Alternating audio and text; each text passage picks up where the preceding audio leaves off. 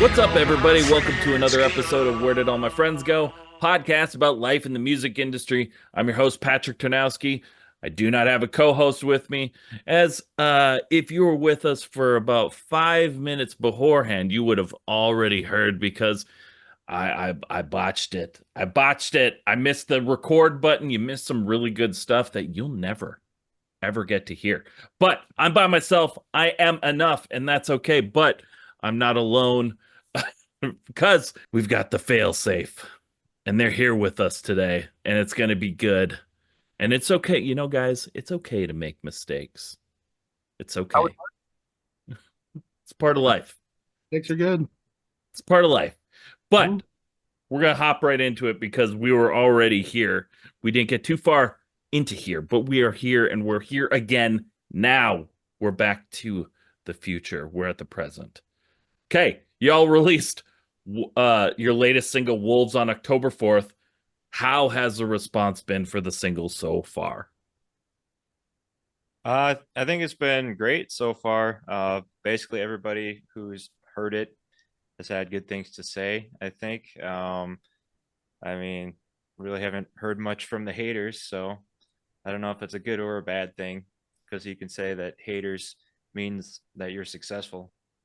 But yeah, I think it's the coolest video we've done, music video by far. Yeah, we shot it with a guy named JT Ibanez, who lives in St. Louis, and he's got like a whole like music video studio with all these like fully furnished rooms, like a Nice. jail cell, which we made use of, and stuff like that. And yeah, looks really cool. It's been like well received from a couple of different aspects. Like from like a music video aspect, people say it's an amazing video, and I agree. I think it's the best that we've done. From an auditory standpoint, people have say it's probably one of the best songs that they've heard. Then also since we released it on tour, obviously we were playing it live, and Mm-hmm. so extremely well received from a live standpoint as well. Like it's just a groover, and you just kind of see it take over the crowd, and they start bobbing their head to the beat and just really getting into it. So from multiple aspects, it's been a very well received song. Yeah, I think it's a really good song. It definitely has a good groove. The video is rad as well. Um, and you just mentioned as well that you just got off tour. I'm just gonna hop right over to that because you just got off tour with Drowning Pool. How was the tour? Do you got any like memorable moments from it? I mean, standout shows. I mean, the whole thing was awesome. It was kind of a blur when it was all said and done because it was what 12 states or 10 states in either 12 cities or 14 cities. It was, I mean, it was a whirlwind of Yeah. awesome. I mean, there was ups and downs as with anything. Standout shows though for sure were Las Vegas was an amazing show at Vamped. That was just super cool. Roswell was a cool show as well. What's there's one I was thinking of was Kyle help me out towards the end. You know what I'm talking about? The one where we Is that uh the Cheyenne, Cheyenne. Wyoming? I couldn't think of Cheyenne. Yeah, yeah, you wouldn't think of Cheyenne, Wyoming as, a big place to go to a rock show, but they turned out and it was amazing venue, and yeah, great time there. Yeah. I mean, there are good nights and bad nights, but just with the experience that we got and the amount of people that we got to meet and the new fans that we met, I mean, I nothing but positive things overall to say about it. It was an incredible experience and hopefully not the last one. So, Oh, yeah, did you have much off time to check out any sites or anything, or we're just pretty much on the road? the routing for the tour was a little difficult. I mean, there was multiple days where we had anywhere between to a 4 to 7 hour drive Yeah. to get to the next venue in time for sound check. So it was a little. I mean, you get back to there, where you're staying at 1 or 2 in the morning. You got to be back in the vehicle at 5 or 6 a.m. to make it to the next place. So, unfortunately, not a ton of downtime. But in most of the states, the scenery was beautiful. Even just driving through, even though we didn't get a chance to stop, the visual aesthetics of the various states were just very beautiful and very just fun to look at and go through. So, That's awesome. And thinking about it, like while you were talking, my brain was firing off a little bit, and thinking about it, yeah, Wyoming, like you'd be like, huh, I wonder how a show would do there. But at the same time, you think that, a show in Wyoming would go off because it doesn't get hit. It doesn't get hit a lot, Exactly. Yeah. A lot of so those places like Cheyenne, Wyoming, or Grand Junction, Colorado, Roswell, New Mexico, they're considered B markets. mhm, So, yeah, they're places that obviously they don't have a huge population, so they can't like really support a show of where 5,000 people would turn out to it. But sure. for the like mid-sized shows, 500 to 1,000 type capacity rooms, the people, yeah, they'll turn out for those. So Yeah, absolutely. I've been to Roswell once. It was awesome. It was pretty cool. We had an off day for Warp Tour, so we're like, let's fucking go over to Roswell. We got to check out like all the like the cool alien stuff and Ah, oh I wanted to do that. I mean, there was like alien statues and figurines and all kinds of stuff everywhere. I was like, I just want to stop and just see an alien, but no, unfortunately, that time. yeah, I mean that's the thing. You missed out because everyone knows every time you go to Roswell, you see a physical alien. Yeah, you Oh, that was the hope. I stayed up at night looking at the stars. I'm like, come on, I'm here for a few more hours. Show me something. don't fuck with me. Don't Seriously, fuck with me. but, Uh, No, it's a cool place though. I don't remember a whole lot about it, but I always get my Facebook memories that pop up to prove I was there. And yeah, I remember we were driving back to our hotel after the show there, and there was this guy just walking in the middle of the street, like kind of funny. I was like, oh, he must have just gotten released from the aliens and had his anus probed. So, nice. I mean, we had Probably. secondhand evidence of the alien abduction there. Yep. It you were there. You were there for it. You know it. They know it. You shared a moment. we had a moment. Yes, we did. Random stranger in the street. We know. We know. We believe. Yeah, we believe.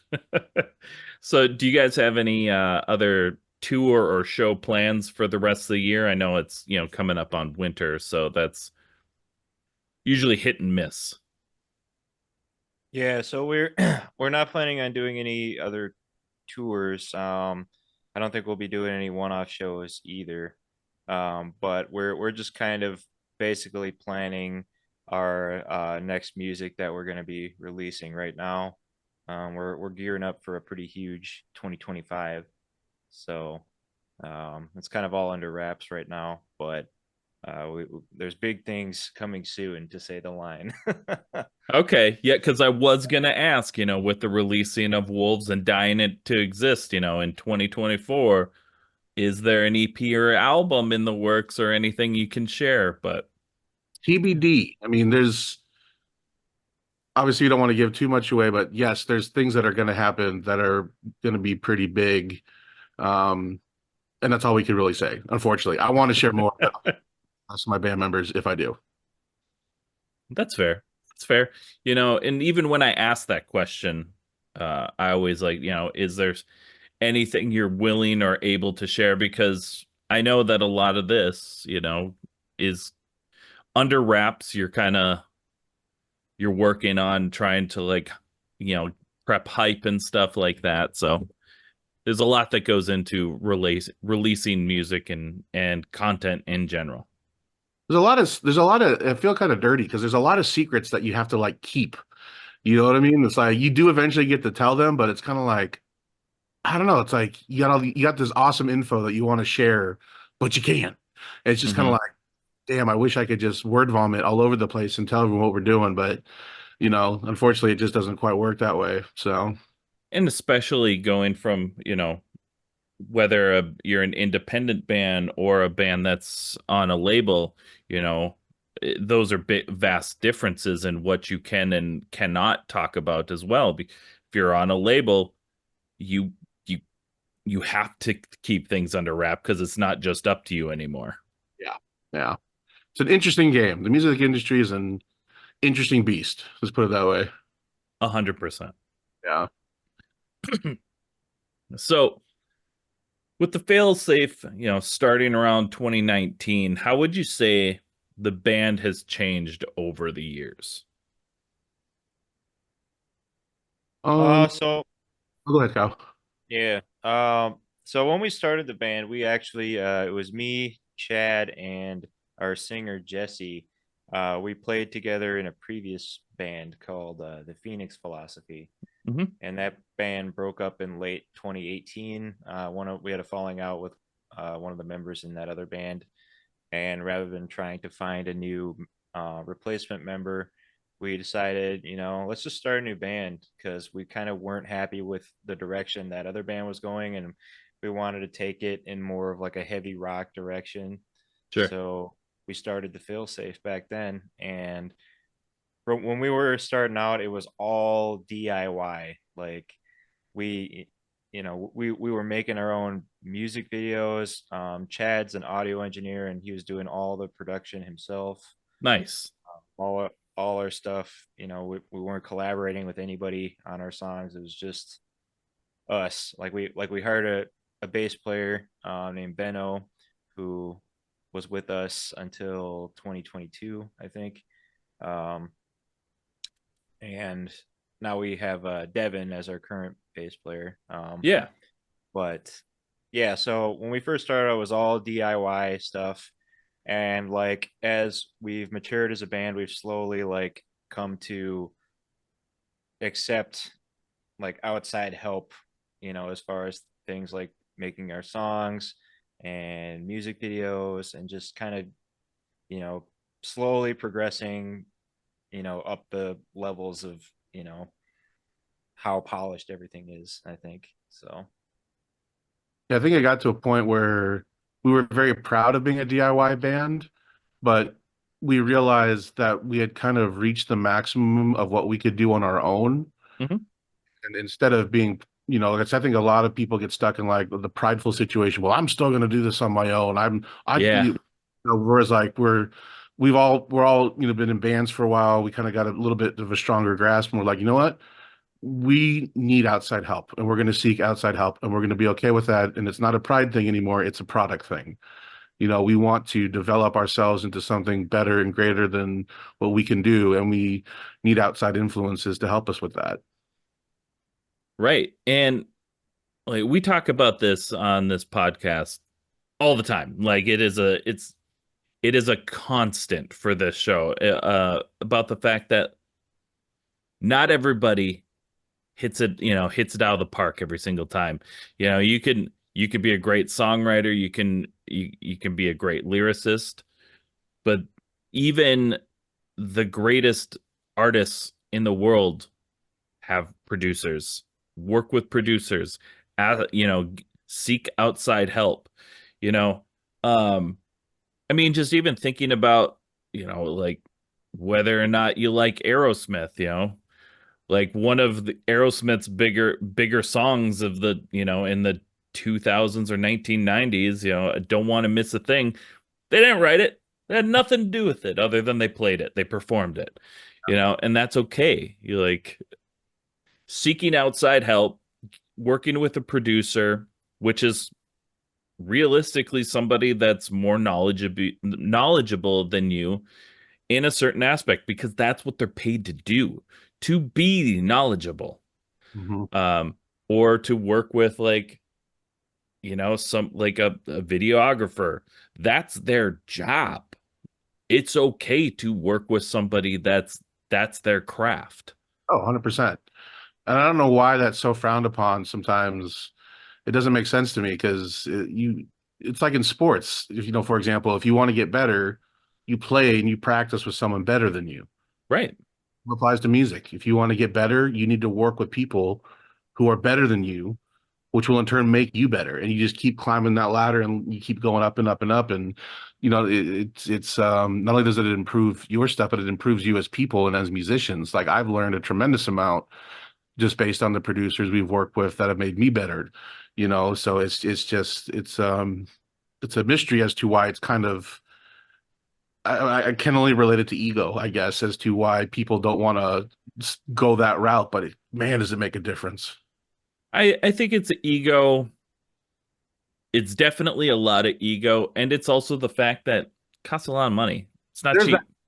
Yeah, It's not cheap. And one of the things we also talk about is like being in a band is fucking awesome. It's super awesome. It's also one of the most expensive hobbies you could, or career paths, or anything like that you could ever choose to go down. my running joke is that any musician is it was it we're stupid and stubborn. We're too stupid to know this is a horrible industry to get into, and we're too stubborn to give up. So we're like this perfect hybrid of stupid and stubborn. Well, it's because any artist, whether you're a musician, a painter, a drawer, want to be a comic book artist, any sort of artist, it's your craft. It's something you love. Being an actor, it's you don't do it like yeah, you do it because you wanna get famous. You want to, but it's because you love it. You can't picture yourself not doing it. It'll make you fucking cry, you know? Like thinking about, oh, am I getting too old for like that those types of realizations or like thought processes or giving yourself like, well, I can ultimatums like if I don't make it till when I'm 25 or 30, like they're heartbreaking things. It's because you love it more than anything. 100%. So yeah, being a musician's wild. It's a wild decision. It's fun. Say that much. Super fun. Super Oh yeah. fun. What's more fun than hanging out with your friends for a job and like not much, That and then just like you going back to the tour thing, like playing your music on tour, and in our instance, to a lot of people who have never even heard us before, and seeing the positive reaction was like, there's no drug that can compare to that kind of high. right? It's just such an amazing experience. Right. That's the truth. Right. And now going back to like the work aspect and now um so now obviously being in a band, you're not just making music anymore. That's not the way being in a band is anymore. That's not the way being a musician and an artist is. Now you are also a full-time content creator. So with that being said, what in your opinion, when it comes to social media, which is the norm and the most needed thing now, what platform do you find the most success in? I think yeah, it's got to be Instagram for sure. It's Yeah, yeah, I think it might be different for everybody. Some it is. people really do good on TikTok. But for us, it seems to be Instagram. Like we've got the biggest following on there, and we get the most views and likes and all the stuff that you want on there. So it's just the way it So, is. yeah, no, for sure. I would agree. Like, I would say even for like us and what we do, like Instagram would probably be like my number one. But I feel like each social media is different though, and it's used for different things, Instagram at this point is like I feel like it's kind of like the main hub, right? It's where you get your information, it's where you get like actual talking to people, it's where you community build, because that's where you'll interact with people. TikTok is where you will just find new people. Every day is about finding new people because I've noticed now that they have switched things around to where it like puts you on your like following page as often as it can. It just like will update and that's your starting point. But for the past like was 5 years now, it was for you page or nothing. And so like TikTok's not about following your followers. It's about what's the next thing on my for you page. Mhm. And it's just about finding those videos, and then you like it, you might give them a follow, but realistically, unless it pops back up on your For You page, you're not going to go look for them on TikTok. Yeah, I'd agree. Yeah. Yeah. And Facebook's important. Facebook's still important. That's where you communicate with your 40 and 40 plus crowd. That's where they're still at. And they're Yep. important. Yeah, I mean Facebook is cool too, because it's like you can have like private groups and stuff on there. Yeah. And if you can get your fan base into those groups, that's where you can really, you know, you can put stuff in there that you can't put on your Instagram page or even Right. like your main page because no one's gonna see it there. Right. Like the algorithm is gonna completely throw it in the garbage, but they'll see it in your private Facebook group. So Right. Or, yeah, Facebook is the only, social media that has like the events and event pages and things like that. And those are right. important, Yeah, you know? Like Facebook events are still huge for concerts. Yeah. totally. It's funny how like, people bash on Facebook all the time, but I catch my daughter fucking around on Facebook every once in a while still too. It's everybody does it. It's still there. It's maybe not the coolest one. It's no Snapchat, but you know, it still has its practicalities and its uses. Uh, And Twitter, which I'll never call X because that can go fuck right out the door. Uh Yeah, worst Twitter's rebrand just of for all time. Twitter's just for shit posting. That's all Yeah. you do. Twitter's for nothing but talking shit. Yeah, we haven't been paying attention to our Twitter really in Yeah. a while. Like it's not really important anymore, especially for bands, I don't think. No, Unless you're trying to like start a feud with Ronnie Radke or something. yeah, if you're looking for some Ronnie Radke beef, Twitter is where it's at. Yeah, He'll beef with anybody at this point. yeah. So now let's go back to even like before uh the failsafe. Back to when you're just lilins, youngins. What bands or artists made you want to be in a band growing up? ooh. Well, I think there's a two-part question there because there was bands and groups that got me into music, but then there was bands that was like, holy shit, that's what I want to be. Sure. Let's do it. So bands that got me into music, like my mom was a Beach Boys and Beatles girl, so I grew up on Beach Boys and Beatles. Nice. Um, but the band that I distinctly remember this that I saw live for the first time, and I was like, that's what I want to do was the first time I saw AFI. Fuck yeah. Just it was a small stage. They were at, I think it was like a back in the day in California, it was BFE or Big Fucking Day or BFD or something like that, but they were playing a side stage, maybe a couple hundred people, but their performance was so captivating and so full of energy that it just changed me on like a molecular level almost to where I was like, that that's what I want to do. I I early AFI is my favorite Oh AFI. yeah. We're talking about this is like right when All Hallows EP dropped, I think. Yeah, that's when they really took off. Yeah. Yeah. That's So a I was, that's one of my favorites. oh, so That good. So good. So that was my gateway drug. So Yeah, for me, probably the first rock band that I really got into was Green Day, probably when I was in seventh grade or so. same. And Yeah. then I got started playing guitar from Guitar Hero, actually. So I was really good at that game. And then I was like, oh, I could try real guitar, and now I'm here. And So Guitar Hero is so like regular guitar that you were just in. You just learned it right away. not exactly. I wouldn't say that, Right. but it did give me the love for the music, and I learned about so many new bands from that game. So it's like I Yeah. was like, I want to learn this song on guitar and all these other songs. And yeah, so Green Day is probably like, because yeah, when I was playing in my first like cover bands and stuff, we were playing Green Day songs too because they're easy.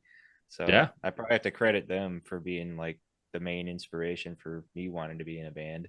Like, yeah, Green Day is amazing, and I love their songwriting is awesome because it seems like it's easy, but if you're gonna play it like actually and proper, like Billy Joe's like chords he chooses aren't just power chords. There's much more to it, and Okay. like I think his like songwriting is really much more dynamic than especially most people think it is, and it's awesome. I love Green Day. oh Oh, yeah, Green Day is a huge one. Mike Dirnt, in terms of his bass lines, Oh yeah. I mean, just tasty beyond tasty. You know what I mean? Hmm. Just filled those voids in the most beautiful way. And then harmonies too. Like the Hmm. harmonies are just they're just almost like a perfect machine. You know what I mean? Like in terms of songwriting and all the elements that you'd want to find, in a well-constructed band. So 100% agree.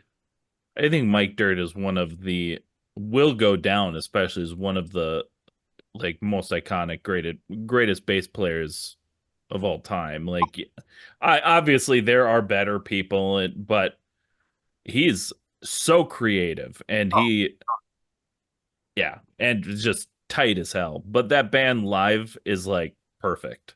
Oh, I've seen them 4 or 5 times, and every single time it was just like watching an album, but way more entertaining because obviously they're entertaining, but just from like the musicianship standpoint, just on point every single time. Right. Um, it's funny and thinking about it, like when uh one of the first times I saw Green Day, I saw them at the Pop Disaster Tour. So it was Green Day and Blink 182 were the headliners.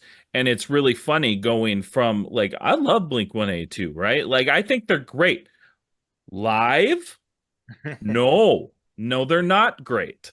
So going from Blink 182, I don't remember which way it went, but from Blink 182 to Green Day was such a wild change. Like Yeah. sloppy but funny, to like fucking live and perfect. It was a huge change. Oh yeah. Yeah. I don't know if they did when you saw them, but I saw them probably 6 or 7 years ago, and they had like a whole ass backing band, like two extra guitar players, a saxophone player, a keyboard player. Like they had the works, and like it, yeah, it was one of the best sounding concerts I've ever heard. The last time I saw Green Day, there was just the three of them. Oh, really? Hmm. And I mean, maybe there was a fourth, like a second guitar player that was like off to the side, Yeah. but I don't remember. There definitely wasn't more than that. Yeah, and But they played like a 3 hour set too. It was wild. Yeah. Yeah, they're crazy. yeah. They're real good. Um, so I know, Chad, I know you said that like you're not from Minnesota, but this is gonna like Minnesota music based. What is y'all's favorite Minnesota venue to play at? Well, the that we of venues that we have played at, I'd have to say the Amsterdam Yeah. in St. Paul. Yeah. Now, if we want to throw it back, I mean, Amsterdam for sure. I love that place. As far as current venues, but as far as venues that like don't exist, well, it does exist, but it doesn't exist like it used to. Do you remember the Rock in Maplewood? The Triple Rock? Not the Triple Rock, the Rock. It was called Oh, the Maplewood. It was a metal bar, and that was one of my favorite places to play. Way back. I mean, we're talking back when I had long Yeah. hair and It's still a venue, but it's called the Dog House yeah, okay. nowadays. it's still a venue, but it doesn't have the same grittiness to it that it used to. Sure. You know what I mean? Mhm. That was a fun place to play. But yeah, in terms of modern, I'd have to say the Amsterdam as well. That place is fun. I definitely would agree. I think the Amsterdam is probably the best, like my favorite venue to play at or to go to see a show for like more up and coming type bands in you know in Minneapolis and St. Paul. Like it's just a smaller cap venue, I mean. Um Yeah. because like when that place is packed out and their sound system is so fucking awesome. Mhm. Like and the people that work there, shout out to the people that work there. They are so nice and like really great at their jobs. And I know we're gonna get into it later, but their food is on point too. Well, we probably wouldn't talk about the Amsterdam's food, but now we can. Yeah. Their food is awesome. Yeah. No, Uh, so good. I like some sort of like Indian curry burger there one time. yeah. You know what I'm talking about. Uh-huh. So good. Yeah. They're like that burger. I remember having it and it probably wasn't the best idea to have before playing, Oh, but but it was so good. All right. I think we've actually cruised through this section. I got one more quick question before we go to a quick break. If you could give our listeners a piece of advice that you know now that you wish you knew when you were first starting your musical journey, what would it be? Uh, I'll speak one for the guitar players out there. So I'd say don't write songs to impress other guitarists. You know, Nice. That's the first one of 150 plus episodes for that distinct answer. For sure. I uh, like it. I got two that come to mind. One is embrace failure Yeah. because you have to. Hmm. Failure is inevitable. It's just going to happen. Um, and two is you have to have a business mindset as well. Hmm. When all's said and done, though the music is arguably the most important part, it's probably the part you should almost put the least amount of effort into when it compares to like your social media and running your numbers. And so just having a business mindset is if you want to make this a career is a crucial element. 100%. Can't agree more. That's the thing. It's like you need to, and it doesn't have to be something you decide right out the gate, of course, but Yeah. like you have to decide whether or not you want to do this as a hobby, and just play. You're playing with your friends. You just want to play. You don't care about social media. You don't care about the business side. That's cool. That's awesome, and that's a fun way to live. That's okay. But if you want to make a career out of it, you got to play the game. As Triple H has so famously said, you have to play the game. It's time to play the game. You know, it's just the way it is. Like you have, if you don't like TikTok, sucks. You got to take part in it. It's part of the game. You got to play. You know, there's a lot of aspects to it that you're not going to want to do and not going to want to do all the time, but it's part of it. But it's worth it if it's what you want. It's worth it. And it's fun, man. TikTok shit, that shit's fun sometimes. Not always. It can get a little annoying, but it's fun if you make it fun. Yeah. You just gotta find your niche and find what makes you happy and find what works. And with that, we're gonna take a quick break. We'll be right back with our next segment. Today's episode is sponsored by Chattanooga Beard Company. Are you looking for a quality company to help sexify your beard? Turn it up to 11, take it to a whole new level. I have tried lots of other products over the many years it's taken to grow these luscious face locks. And then I tried Chattanooga Beard Company, and I kid you not, it changed my beard's life. Their products are made from quality ingredients like sweet almond oil, jojoba oil, coconut oil, beeswax, lanolin, and shea butter. I have at home their shampoo and their conditioner, 2 different scented beard balms, 1838, which is wood, amber, and grapefruit, and churchwarden, which is pipe tobacco and wild cherries, and freedom. I also have 2 of their beard oils, clean slate, which is bergamot and lime, and iron forged, which smells like coffee and chocolate, and you just want to eat it. My wife loves the smell of their clean slate oil. It's been a game changer. You don't have to take my word for it, because who am I other than the lovely looking man with this lovely looking beard? Try it for yourself. Just go to www.chattanoogabeard.co and snag any of these products or one of their other many scents and styles. And as a bonus, if you use our code Unsigned Pop Punk at checkout, you're going to get 15% off your order. So if you love your beard, or you love someone with a beard, try out Chattanooga Beard Company. You won't be mad you did. And we're back. Thanks so much for sticking around. Thanks for checking out that sponsor or those sponsors, and make sure you go check them out and buy their things, because it not only helps me out, it'll help you out and make you a sexier, cooler person. It's just the facts. It's just the facts. But it's now time for our food for thought segment.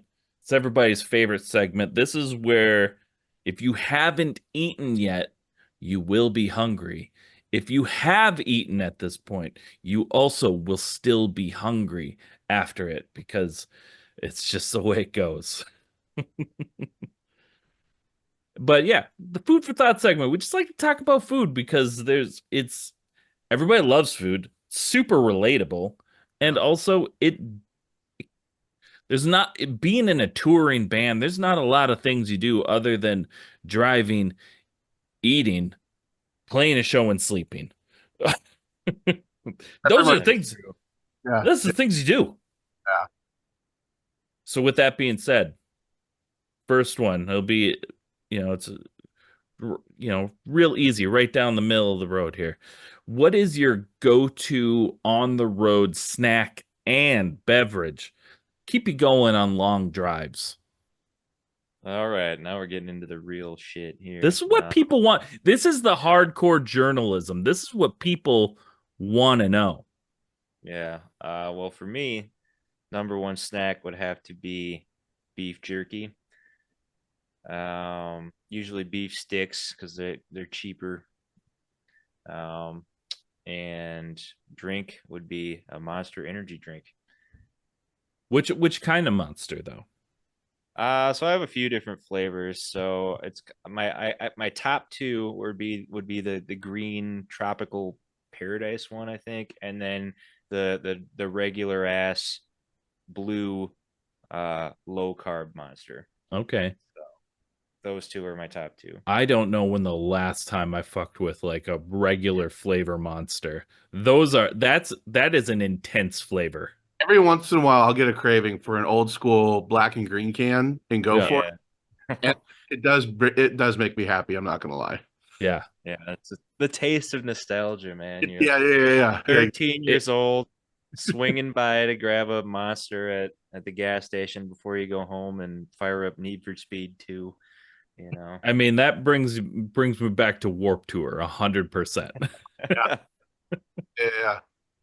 No, I would agree with the Monsters. I like the green sugar-free one as well, which is the tropical whatever, and then the white sugar-free one. That's probably my number 2. Yeah. I don't snack a ton on the road because I'm driving most of the time. But if I had to pick, it would. I mean, I do love beef jerky. Dude, beef jerky is so good. Gets you that protein, fills you up a little bit. And you can kind of guilt yourself into thinking you're eating something healthy. Just the vast different flavors nowadays of the different types of jerky. Like, it's on point.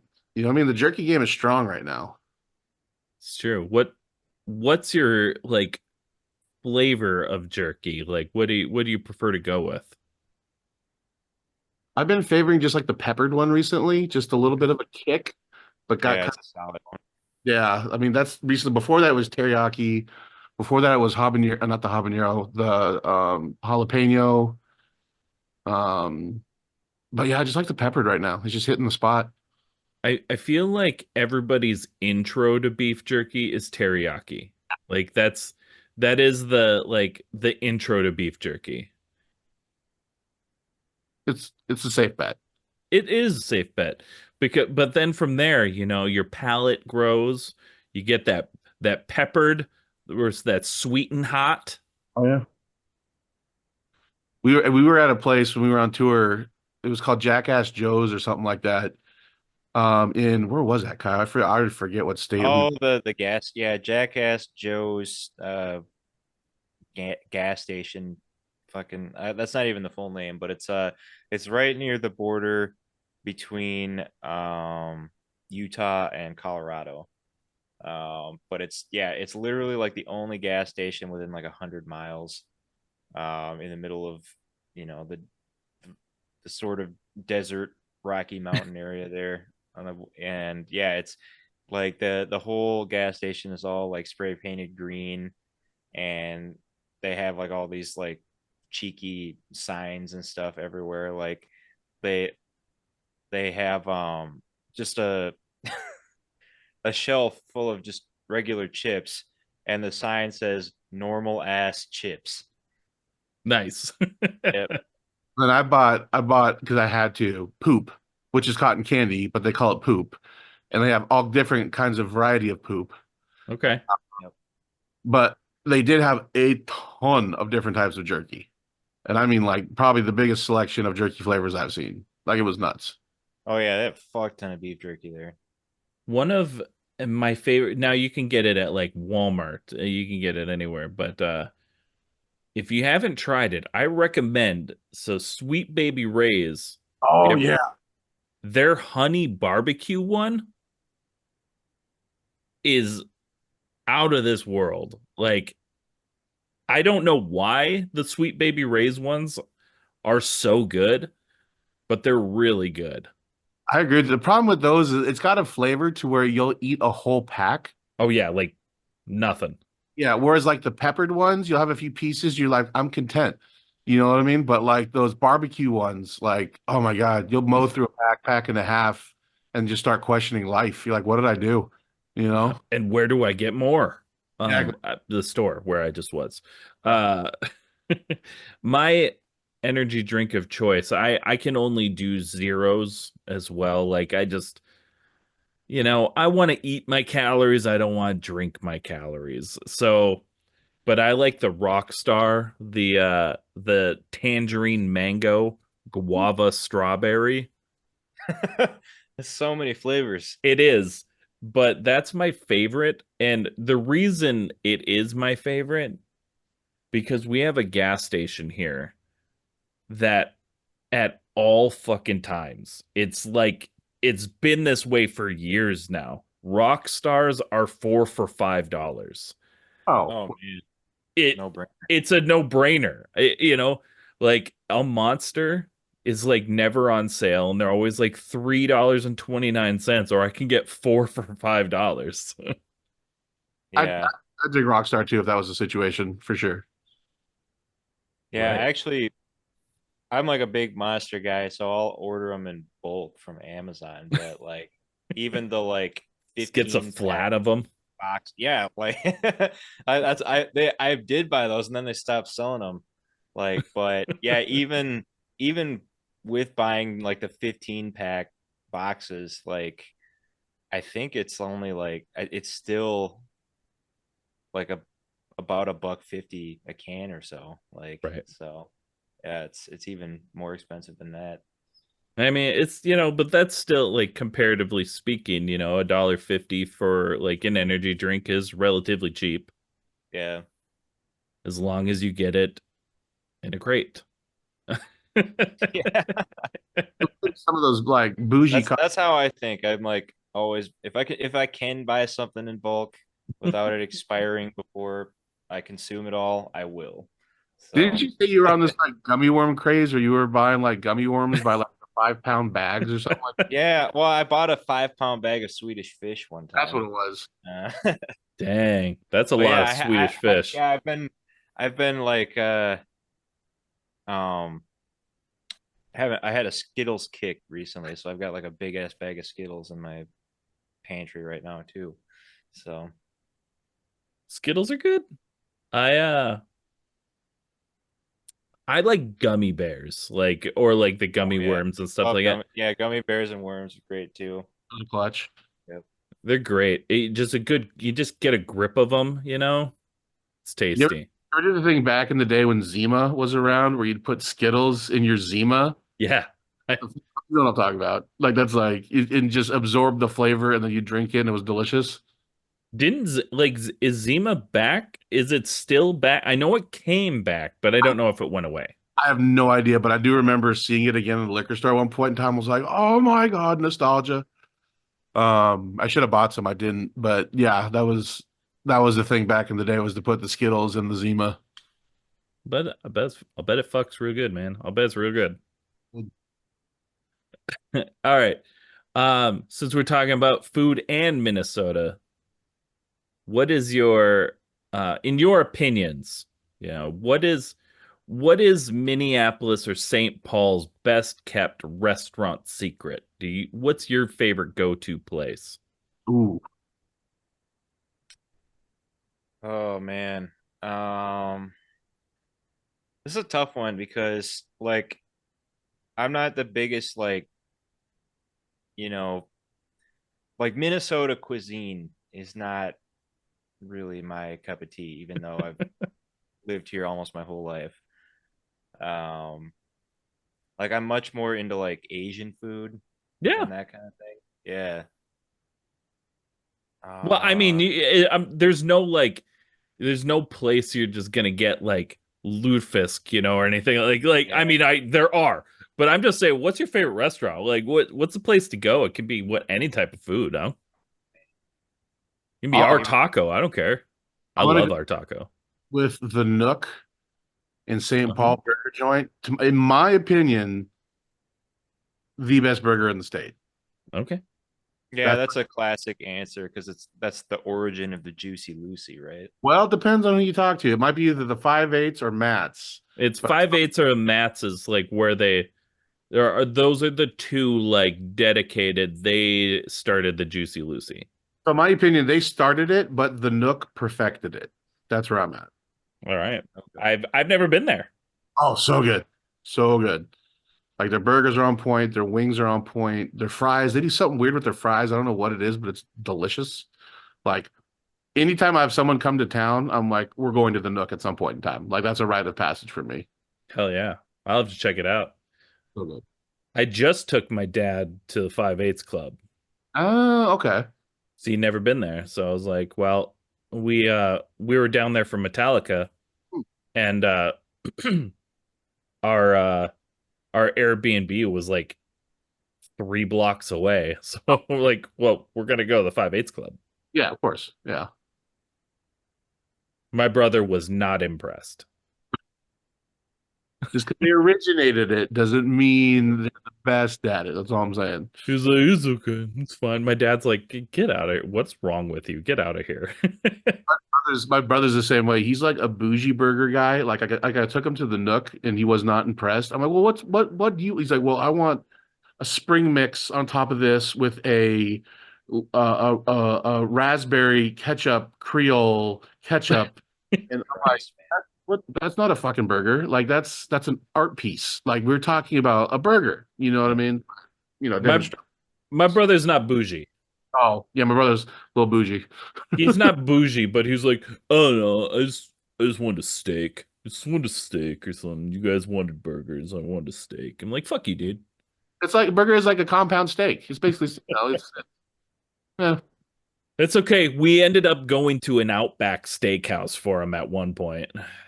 man. Ugh. Fuck, gross. Oh, you gotta have a restaurant, man. I know you do. Well, so I will say, like, I think one of the secrets of the Twin Cities is we have a ton of fucking great Vietnamese restaurants. Yeah. Hmm. Um, and I think my personal favorite is Stone Pho, which is in Blaine, and they have their signature dish is the Stone Pho, which is this big ass like stone bowl that is they bring out to you like super hot, and then all the ingredients are on the side raw and like super fresh looking, and Hmm. then you gotta just put them all in yourself. It's wonderful. So I'll go with that one.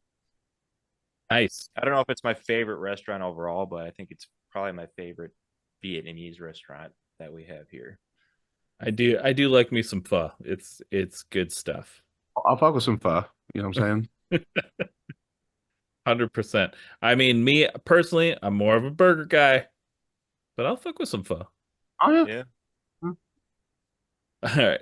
Now, we also, we're kind of hinting towards this a little bit when we're talking about, I don't know about Minnesota restaurants, but speaking of Minnesota, right? Our iconic thing, the one of our main foods that us Minnesotans are known for across the globe is a good old hot dish, right? And now there's many different kinds of hot dishes. But what is your favorite kind of hot dish? First off, I have to say, getting used to the term hot dish took me a hot minute. Casseroles, Casserole, motherfucker. yeah. Yeah, casserole, goulash, hot dish, all of it is the Goulash. same Ugh. fucking thing. Same It's deal. all the same thing. I get down on a good breakfast hot dish, like with the eggs and the bacon and the Okay. sauce, peppers and the cheese. Like I get down with that. All right. I'd probably have to go with the old tater tot hot dish. Tater tot hot dish. Yeah. You can't go wrong. Oh yeah. I Uh, if a restaurant ever offers me the chance to substitute fries for tots, I take it every time. yeah. A Uh, good tot is a hard thing to come by. Like it's got to be cooked to perfection because there's nothing, the same. No one wants a floppy fry. No one wants a floppy tot. Nobody oh yeah. ever. Needs to be on a t-shirt. No one wants a soggy tot. No, no one wants a soggy tot, man. Um, I like it's so funny though because as we talk, like Minnesota hot dish, it's so many like there's so many different types, and it's all a hot dish. It can have noodles, which other people would fight you and say that's a goulash. Well, it's a hot dish. You know, it's it's a hot dish. Uh, or you can have a breakfast one, or the tater tot hot dish is what like we're the most known for is the tater tot hot dish. But anything that is just a bunch of shit thrown into a thing is a hot dish. Whatever, you know, like we could pretty much call lasagna a hot dish because like it follows the format. Yeah. Chili. It's hot dish. Chili, chili, it's just a hot dish. It's just a bunch of shit thrown into some sort of container. It's like when you're at like the end of like your work week and you know you got to go grocery shopping in 2 days, but you don't want to, but you still got to make something. You Hmm. just if you got into that little pan and bam, you got hot dish. Hmm. That's right. My favorite is a variation of the tater tot hot dish. I don't love like the peas and stuff. That's always been my least favorite part. I Yeah. also That I that yeah. Not I great. also don't love like cream of mushroom. That also is a thing that I don't love so much. But my wife makes a bacon cheeseburger tater tot hot dish, Oh and that's awesome. So next time I'm in Duluth, I'm gonna be like, hey man, Come on over. have Make some. Oh so dude. instead of of uh cream of mushroom, you use cream of cheese, which is Oh, basically like nacho cheese almost. oh, it's But cheesy. but it's awesome. And then you got your tots, you got your meat, your hamburger. but then you throw pickles in it, Ooh, Oh, especially if you get some um what is it? The best pickles I find that go with it are the Famous Dave's like sweet and hot pickle or whatever it is. yeah. You know, I was doing good on not being hungry up until this point. Like as soon as the chicken cheeseburger hot dish was made, my stomach was like, "Hey, dude," and I was like, Yeah. "Shut up."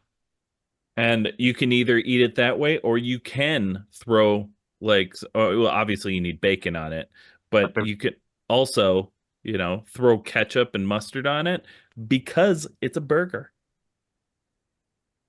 Damn it, I'm gonna have to make that now. That sounds glorious. Hit me up. All right. I'll tell you. It's su- super easy and it's really fucking good. I don't know about you guys, but like, there's no leftovers when it comes to hot dish. Like a serving size to me is the pan. Is that normal? It is That's for me. how I I mean, roll. I mean, I am the type of person that, like, especially my wife, if she doesn't finish something, well, I will, Yeah, you know, for the cleanup. like, yeah. Oh, you didn't want that last piece of pizza? Well, I do. I don't care if I'm full. It's, Eat through the pain just because you can.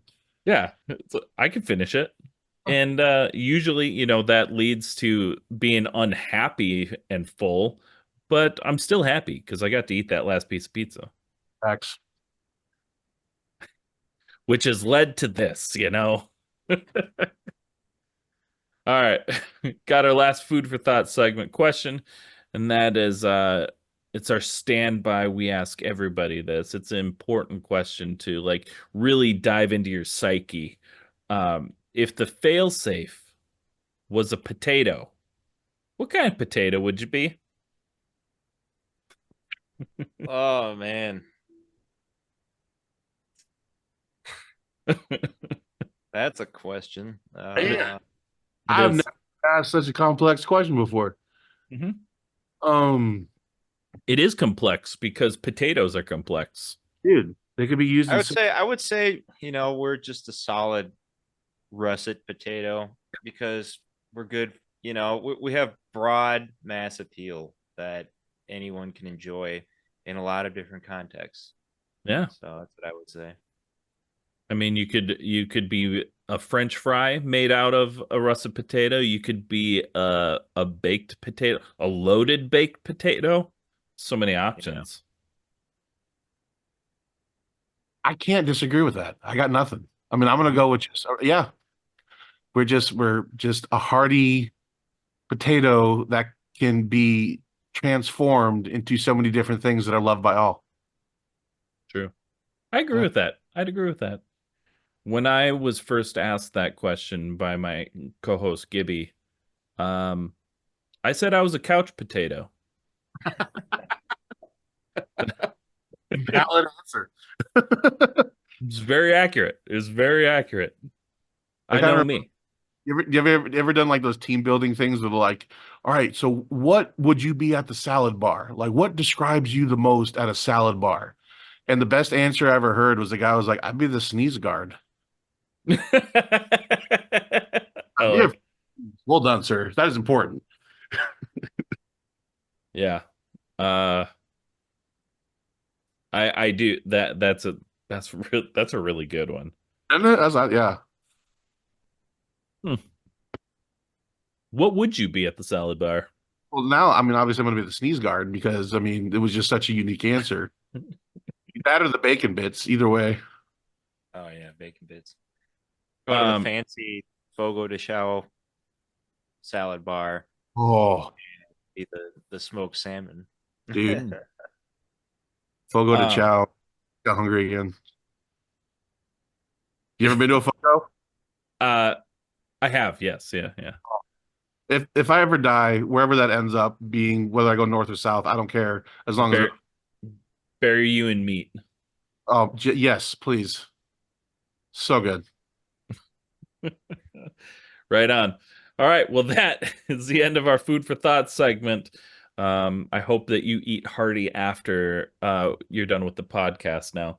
Um, now all that's left is a rapid fire question segment. Friendships will be tested. Rapid fire questions. You're just going to speak from the heart. You're going to shoot from the hip. Whatever is the first thing that pops into your head, even if it's not one of the two things I offer you, that's the correct answer. So whatever it is, that's your answer. This first one is going to be so easy because we already covered it.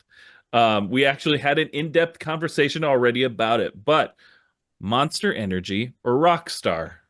Monster. Monster. Pop punk or emo? Pop punk. Pop punk. Taylor Swift or John Mayer? John Mayer. Taylor. No. Oh, we're getting a fighting now. We're butting heads here. I'm gonna go on the back. I'm a Swiftie. I love Taylor. Dude, I got Swiftie for life. You could also call me a Taylord, if you will. That's the male fan name. Yeah. Well, I'm the male fan. I'm a Taylord. Yeah. Skinny jeans or baggy pants? Skinny jeans. I only fit in the baggy pants. That was kind of obvious for me. All right, we could get you into some skinnies, I think. The world does not need to see that. Trust me. Disney Plus or Netflix? Netflix. Yeah, I'll go Netflix. Stuffed crust or deep dish pizza? Stuffed crust. Are we talking like legit Chicago, like in Chicago? Yeah, Chicago deep dish. Okay, however you want to take it. Vans or Chuck Taylors? Chuck Taylors. Vans. Okay, this is the last one. You guys flew through this. The All-American Rejects or the Offspring? Oh, Offspring. American Rejects. Oh, Offspring. And since it's been so close to release, not a sponsor, but have you listened to the new Offspring album? Oh, is it out yet? Yeah, it's been out. I've listened to it like 10 times. When did it come out? A couple weeks ago. Oh, really? Oh, no, I need to. No, It's good. It's a throwback.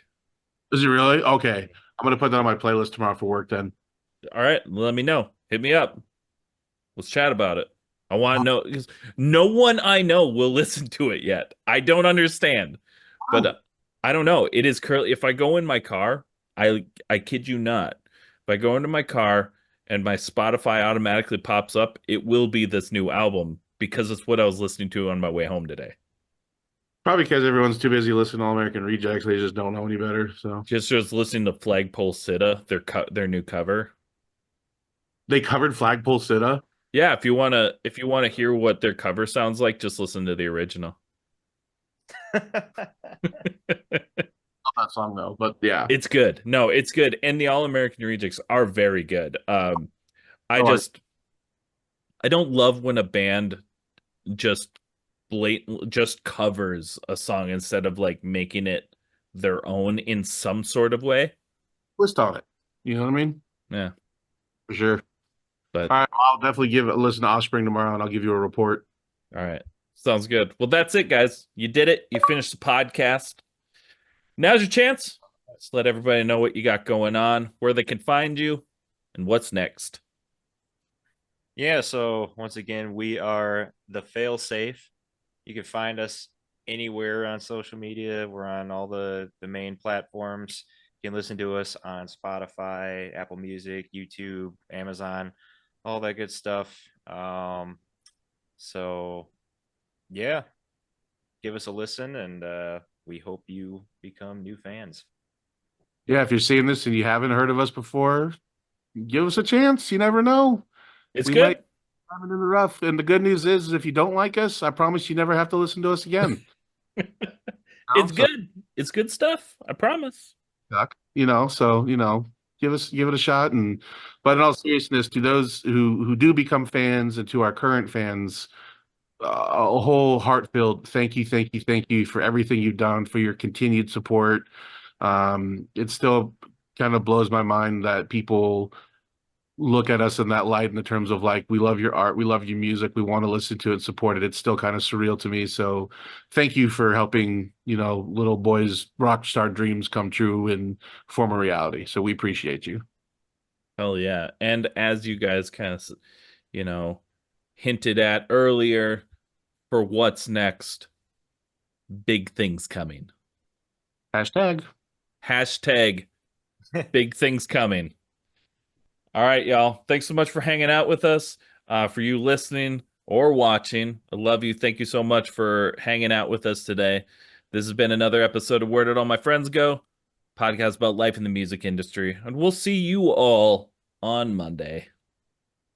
Thank you so much for checking out the show. Please hit that like, subscribe, or follow button so you never miss an episode. And thank you to those who already are. Please rate and review the show to help the show be found by new people. And if you're in the position to help us grow, head on over to our website where you can find merch, our Patreon, and other ways that you can help at www.unsignedpoppunk.com. Let us know in the comments who else you'd like to see on the show and what other content you would like to see. Thank you so much for spending your time with us.